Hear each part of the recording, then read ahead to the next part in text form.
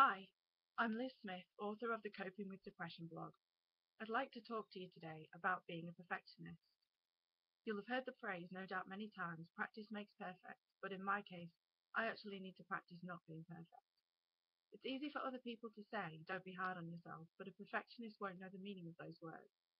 We're hardwired to be hard on ourselves, and that's the way we are. Sometimes the things that we say to ourselves, we would never say to our friends or family.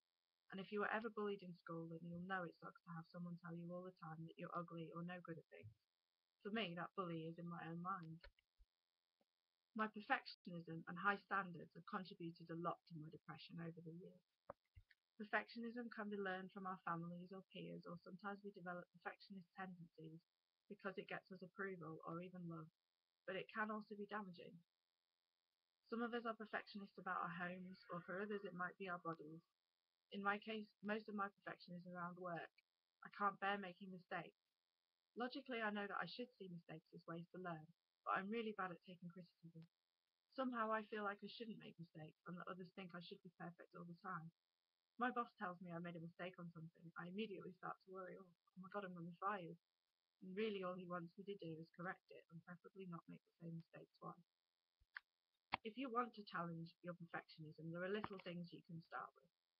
Maybe you were invited to an event last week but you don't really want to go. Say no. Be polite, of course, but just say no and take that time back for yourself.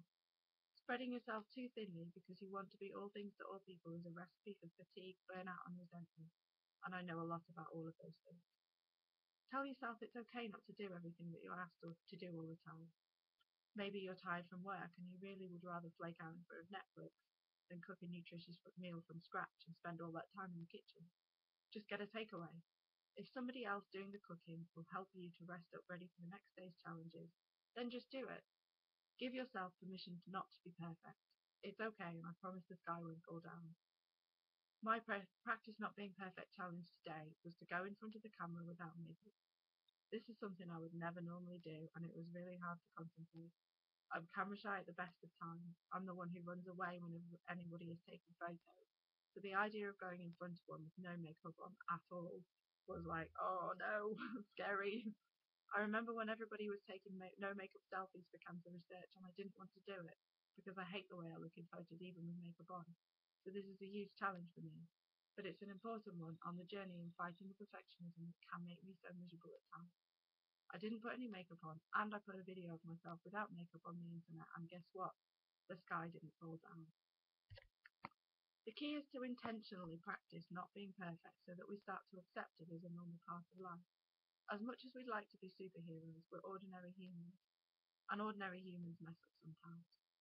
The idea of practicing imperfection is to be able to accept it when we do occasionally mess up, and to be able to move on from it in a healthy way that doesn't involve us beating ourselves up emotionally and putting ourselves in an unhealthy state of depression.